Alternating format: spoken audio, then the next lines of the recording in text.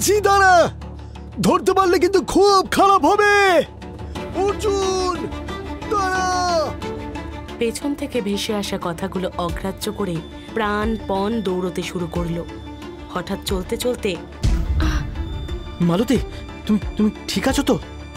আমি আর পারছি না অর্জুন, আমি আর পারছি না। আমাদের থামলে হবে না মালতী, ওরা আমাদের ধরতে পারলেই তোমাকে মেরে ফেলবে, হয়তো তার সাথে আমাকেও। আমার যা হয় হোক, তুমি ফিরে যাও। আমি চাই না আমার জন্য তোমার কোনো ক্ষতি হোক, তুমি ফিরে যাও। মাঝপথে ফিরে যাওয়ার জন্য আমি তোমার হাত ধরে ঘর ছেড়ে বেরিয়ে আসিনি মালতী। আমার জীবনের শেষ নিঃশ্বাস অবধি আমি তোমার সাথেই থাকতে চাই। এত ভালোবাসো আমাকে? প্রাণের চেয়েও বেশি। কিন্তু আমাদের ভালোবাসা এই সমাজ কোনোদিনই মেনে নেবে না। সেই জন্যই তো এখান থেকে অনেক দূরে চলে যেতে চাই তোমার সাথে। সেখানে আমাদের কেউ চিনবে না, এই গ্রাম এই মানুষজন থেকে অনেক অনেকটা দূরে। আমার যে বড্ড ভয় করে। ভয় পেও না মালতী, আমি তোমার সাথে আছি, কেউ তোমার কোনো ক্ষতি করতে পারবে না। চলো, মৃত্যু ব্যতীত কেউ তোমাকে আমার থেকে আলাদা করতে পারবে না। ওরা কোথায় গেল? এক্ষুনি তো এখানেই ছিল। রায়বংশের ছেলে হয়ে ছোট সাহেব এমন একখানে কাজ করবে আমরা স্বপ্নেও ভাবিনি। ছি ছি ছি, পরিবারের মান সম্মান বলে আর কিছুই রাখলো না ছেলেটা। ওকে ভাই বলে পরিচয় দিতে আমার ঘেন্না হচ্ছে। এরম কইবেননি বড় সাহেব। এতে চুপ কর তো রামু। ছোট সাহেব আপনার একমাত্র ভাই। যে ছেলে বংশের মুখে চুনকালি লেপে একটিবারের জন্য বংশের মান সম্মানের কথা না ভেবে একটা কাজের মেয়ের সাথে পালিয়ে যেতে পারে, তাকে আমি ভাই বলে স্বীকার করি না। কিন্তু আর কোনো কিন্তু নয়, যেমন করে হোক ওদের খুঁজে বের করতেই হবে। আমার মন বলছে ওরা খুব কাছাকাছি আছে, বেশি দূর ওরা যেতে পারেনি। কিন্তু এই গভীর জঙ্গলে খুঁজে বের করাটা একটু দুষ্কর। পালিয়ে যাবে কোথায়? হ্যাঁ, ধরা ওদের পড়তেই হবে।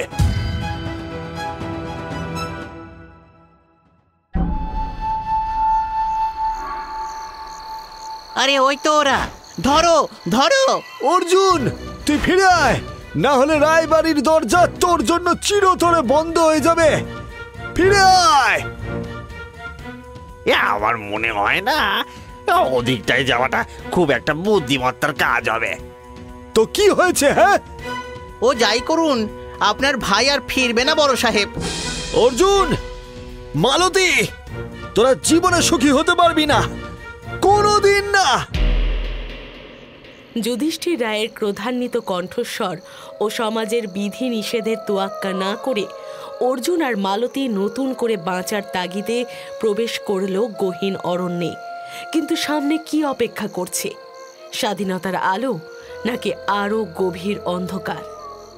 ঝিঝি পোকার ডাক গুমড়ে গুমড়ে মিশে যাচ্ছে নিশুতি অরণ্যের নিস্তব্ধতায়। জঙ্গলের নিস্তব্ধতা যেন ফিসফিসিয়ে জানান দিচ্ছিল এ পথের শেষ গন্তব্য অনিশ্চিত। আর পারছি না, পায়ে খুব ব্যথা করছে। আমাদের থামলে হবে না মালতী, যেমন করে হোক এই জঙ্গল আমাদের পেরোতেই হবে। অর্জুন, আমার খুব জল তেষ্টা পেয়েছে, একটু জল খাবো। জল? আশেপাশে তো নদী পুকুর কিছুই দেখছি না। তুমি বরং এখানে একটু বসো, আমি কাছে পিঠে একটু দেখি যদি কিছু থাকে।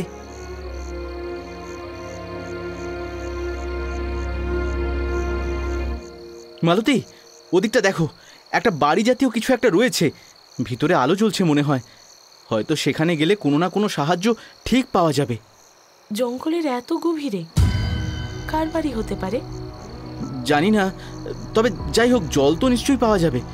এভাবে বসে থাকলে হবে না মালতী, চলো ওঠো। অর্জুন ও মালতী দুজনেই যখন সেই অর্ধভঙ্গুর দোতলা বাড়ির সামনে এসে থামল, তখন চারিদিক ছেয়ে গেছে নিকষ কালো অন্ধকারে। আশপাশ থেকে ভেসে আসছে হিংস্র জীবজন্তুর হাঁক ডাক। কেউ আছেন? একটু জল পাওয়া যাবে? কেউ আছেন? তোমরা কারা বাছা? আমার নাম অর্জুন আর ও হচ্ছে মালতী। আমরা পথ হারিয়েছি। আসলে ওর খুব জল তেষ্টা পেয়েছে, একটু জল দিলে উপকার হয়। অবশ্যই, তোমরা একটু অপেক্ষা করো, আমি এক্ষুনি জল নিয়ে আসছি।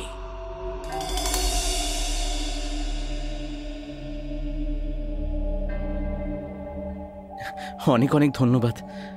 চলো মালতী, এখন যাই। দাঁড়াও বাছা, যেও না। এই রাত্রিরে অরণ্যের মধ্যে হেঁটে যাওয়া মোটেই বুদ্ধিমানের কাজ নয়। এখানে নানা বিপদ আছে, শুধু বন্য প্রাণী নয়, আরো অনেক অচেনা বিপদ। আজকে রাতটা এখানে কাটিয়ে পরের দিন ভোর হলে না হয় তোমরা তোমাদের গন্তব্যের উদ্দেশ্যে রওনা দেবে। ঠিক আছে, যদি অনুমতি দেন আমরা আজ রাতটা না হয় এখানে কাটিয়ে পরের দিন সকালেই রওনা দেব। এসো, ভেতরে এসো আমার সাথে।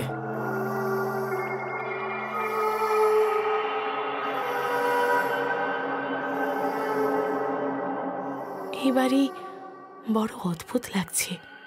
ঠান্ডা ঠান্ডা হাওয়া আসছে, জানালা বন্ধ থাকা সত্ত্বেও। পরের দিন ভোরের আলো অর্ধভঙ্গুর জানালার কাঁচ গলে ওদের মুখে পড়তেই ঘুম ভেঙে গেল অর্জুনের। সে দেখল পাশে মালতী তখনও গভীর নিদ্রায় মগ্ন। মালতী, মালতী, ওঠো, ভোর হয়ে গিয়েছে, চলো আমাদের এক্ষুনি রওনা দিতে হবে। ভোর হয়ে গেছে? হ্যাঁ, ভোর হয়ে গিয়েছে, চলো চলো, এবার আমাদের তো রওনা দিতে হবে। হ্যাঁ চলো। আচ্ছা, তার আগে একবার ওনাকে বিদায় জানিয়ে আসি নাকি?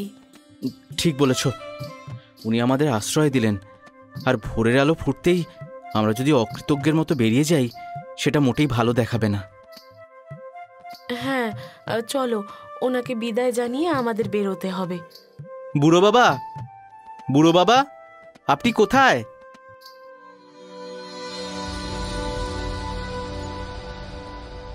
কই গেলেন বলো তো? কাল রাতে উনি তো এই ঘরেই ছিলেন, কিন্তু এখন নেই। নিশ্চয়ই আশেপাশেই আছেন, হয়তো আমাদের ডাক শুনতে পাননি। তুমি বরং একটু দাঁড়াও, আমি একটু দেখি উনি কোথায় গেলেন।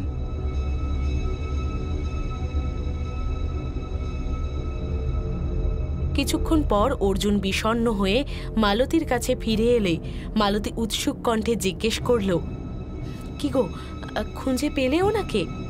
না, গোটা বাড়ি তন্ন তন্ন করে খুঁজে ওনাকে কোথাও পেলাম না। নিশ্চয়ই জঙ্গলের দিকে গিয়েছেন। চলো, কি আর করা যায়, আমরা বরং রওনা দিই। দিনের আলো থাকতে থাকতে আমাদের জঙ্গল পেরোতে হবে। অর্জুন, আমার বড্ড খিদে পেয়েছে, কাল রাত থেকে কিচ্ছু খাইনি। হ্যাঁ ঠিকই তো, কাল রাত থেকে পেটে একটা দানা অবধি পড়েনি। তুমি একটু অপেক্ষা করো, আমি দেখি কাছে পিঠে কোনো ফল পাওয়া যায় কিনা। আর শোনো, আমি না আসা অবধি এখান থেকে এক পাও নড়বে না। আচ্ছা, তুমি না আসা অবধি আমি এখানেই থাকবো।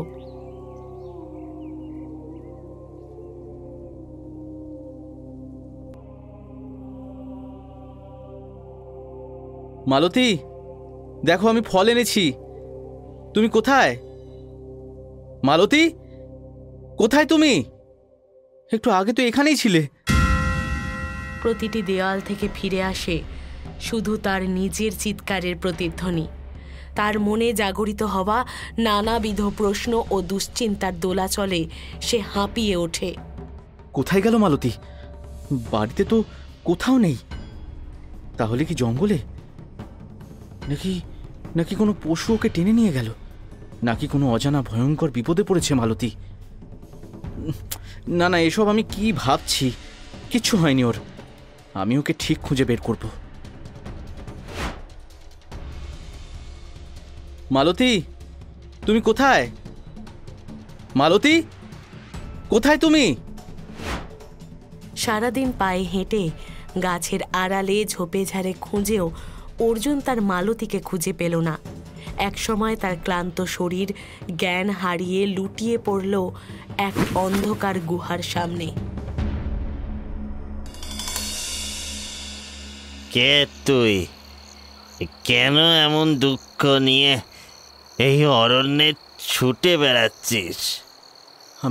আমি অর্জুন। আমি আর আমার ভালোবাসা মালতী আমরা দুজনেই পালিয়ে এসেছি। আমাদের পরিবার, গ্রাম, কেউ আমাদের ভালোবাসা মেনে নেয়নি। সব ঠিক ছিল, কিন্তু আজ সকালে এসে হঠাৎ হারিয়ে গেছে। কোথাও খুঁজে পাচ্ছি না তাকে। হারিয়ে গেছে মানে? সবটা খুলে বল।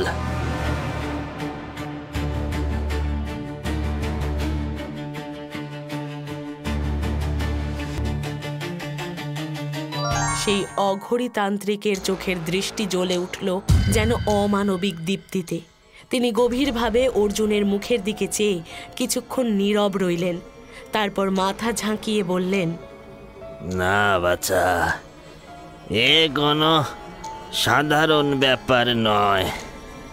তোরা পড়েছিস মৃত্যুঞ্জয়ের কবলে। মৃত্যুঞ্জয়? কে সে? কোথায় গেছে মালতী? আপনি জানেন কিছু? হ্যাঁ, তা জানি, কিন্তু শোনার মতো শক্তি আছে তোর?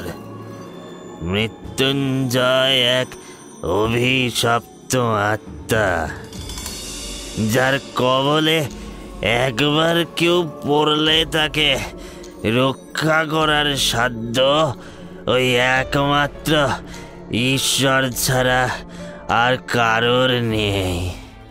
আত্মা? তাহলে শোন, আজ থেকে বছর 30 আগে মৃত্যুঞ্জয় ছিল এক দুশ্চরিত্র লম্পট। কত নারী তার লালসার শিকার হয়েছিল তার হিসেব নেই। মেয়েদের চোখে জল ছিল তার কাছে খেলনা সামগ্রী। এই মৃত্যুঞ্জয় এতদিন আমাদের অনেক সর্বনাশ করেছে।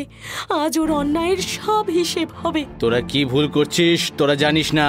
তোর মতো লোক বেঁচে থাকাটা আরো বড় ভুল। এ দানবের কোনো ক্ষমা নেই, মারো একে।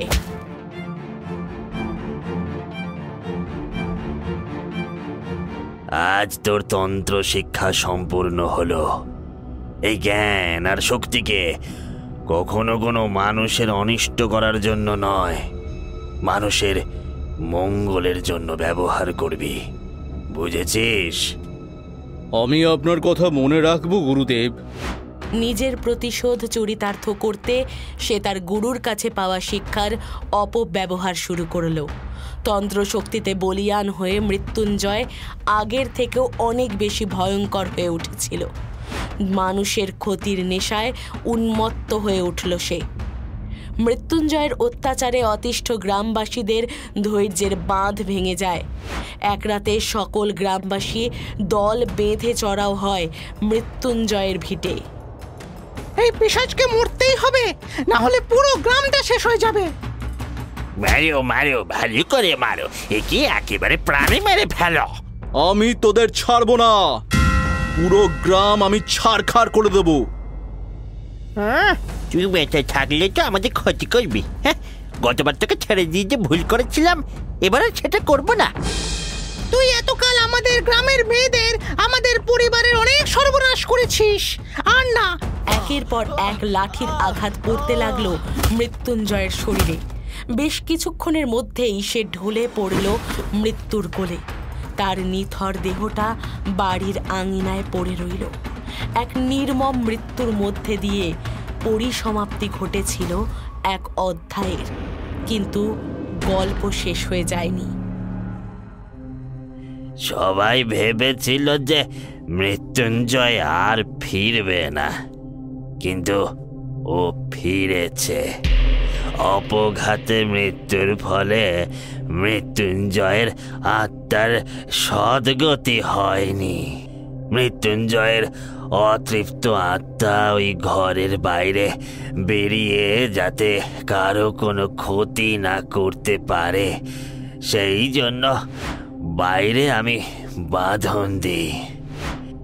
এতকাল কাউকে ও বাড়ির ধারে ঘেঁষতে দিইনি, কিন্তু তোরা গতকাল রাতে প্রবেশ করে ওর আত্মাকে মুক্ত করে দিয়েছিস। এখন আবার যে ওই একই মৃত্যুর খেলা শুরু হবে, ওকে থামানোর ক্ষমতা স্বয়ং ঈশ্বর ছাড়া আর কারোর হাতে নেই। তাহলে তাহলে আমার কি করণীয় গুরুদেব? আমি কি তবে মালতীকে কোনোদিনও ফিরে পাবো না? এই দুনিয়ায় সবটাই ওনার ইচ্ছে। একটা কথা সব সময় মনে রাখবি, পৃথিবীতে অপশক্তি যেমন রয়েছে তেমনি শুভ শক্তিও রয়েছে।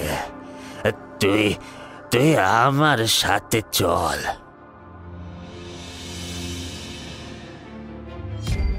তান্ত্রিককে সাথে নিয়ে অর্জুন যখন সেই অর্ধভগ্ন বাড়ির সামনে এসে থামল, তখন গভীর রাত। গুরুদেব, দরজা তো ভিতর থেকে বন্ধ। এই মুহূর্তে যদি মালতীকে বাঁচাতে চাস তবে ভয়কে জয় করে আমাদের এগিয়ে যেতে হবে।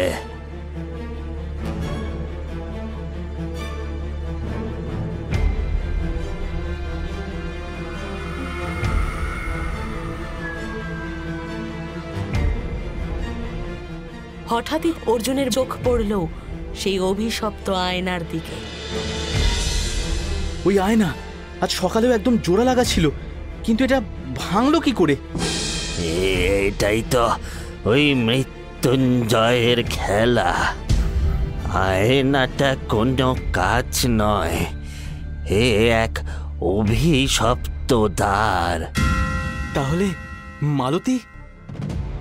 আমি নিশ্চিত এই আয়নার ভেতরেই মালতী বন্দি আছে। এটা তো কিছুতেই ভাঙছে না।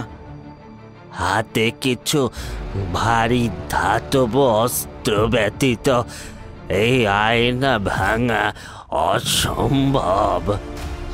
কোনো দ্বিধা না করে নিজের শেষ শক্তি দিয়ে আঘাত কর।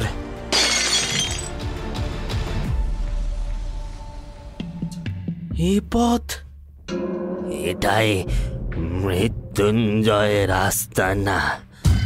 সাবধান অর্জুন, আমার পিছন পিছন আয়।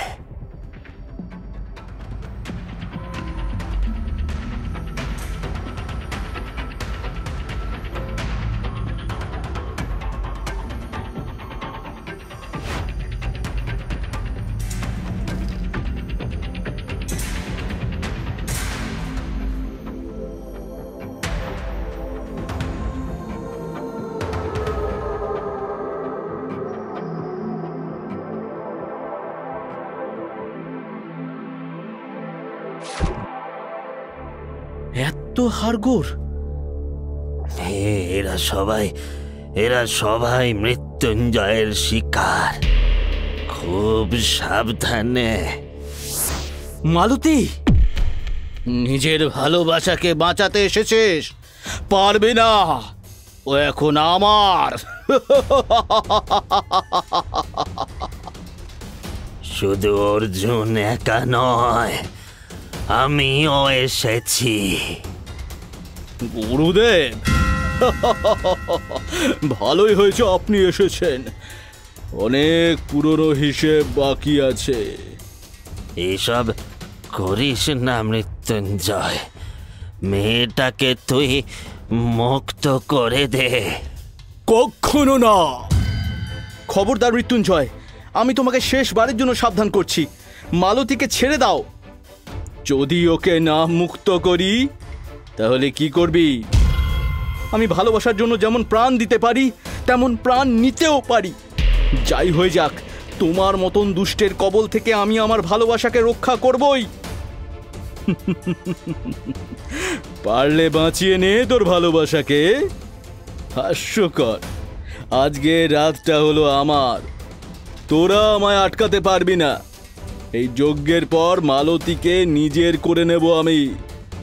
থাম মৃত্যুঞ্জয়, এই অপবিত্র যজ্ঞ যদি সফল হয় তবে তোর অপশক্তি আরো শতগুণ বেড়ে যাবে।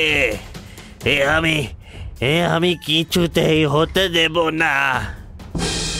গুরুদেব, আপনি আমায় এ তন্ত্র শিখিয়েছিলেন, আর আজ সেটাই থামাতে এসেছেন। অনেকটা দেরি হয়ে গেছে। বাছা অর্জুন, মন দিয়ে শোন। যজ্ঞ সফল হবার আগেই আমাদের কুণ্ডের আগুন নিভিয়ে ফেলতে হবে। এটাই একমাত্র উপায়। আমি বুঝেছি গুরুদেব। নির্বোধ, তোর সাহস কি করে হলো এই কাজ করার? আমি তোকে কিছুতেই সফল হতে দেব না। এই মূর্খ ছেলেটার জন্য বেঘোরে আপনার প্রাণটা যাবে, কিন্তু কি আর করা যায়? আমার পথে বাধা সৃষ্টি করা কারোর বাঁচার অধিকার নেই। অর্জুন, আমার ত্রিশূলটা নে। এই ত্রিশূল আমায় আমার গুরুদেব দিয়েছিলেন আশীর্বাদ স্বরূপ। দৌড়ে গিয়ে এক্ষুনি ওকে এফোর অপর করে দে, আর যাই হয়ে যাক না কেন পিছন ফিরে তাকাবি না। যা। আমি মরতেও রাজি, কিন্তু মালতীকে যে আমায় ফেরাতেই হবে। এই সামান্য ত্রিশূল নাকি আমাকে হত্যা করবে? মৃত্যুঞ্জয়, আমি অজেয়, আমি অমর, আমি মৃত্যুঞ্জয়।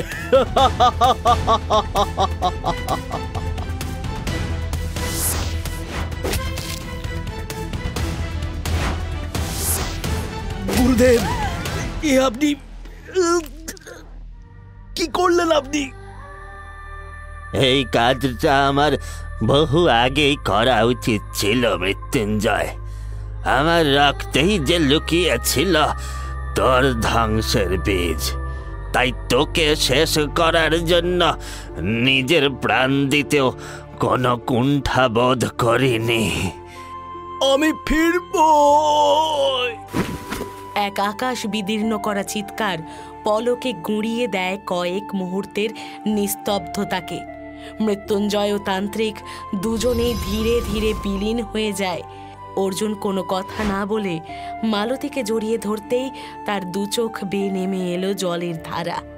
আর তান্ত্রিক নিজের জীবন উৎসর্গ করে মুক্তি দিলেন এক নিরপরাধ প্রেমকে। আর এভাবেই পরিসমাপ্তি ঘটল বহু বছর ধরে চলে আসা এক অভিশপ্ত অধ্যায়ের। ভোরের আলোয় অর্জুন আর মালতীর হাত ধরে শুরু হলো এক নতুন যাত্রা।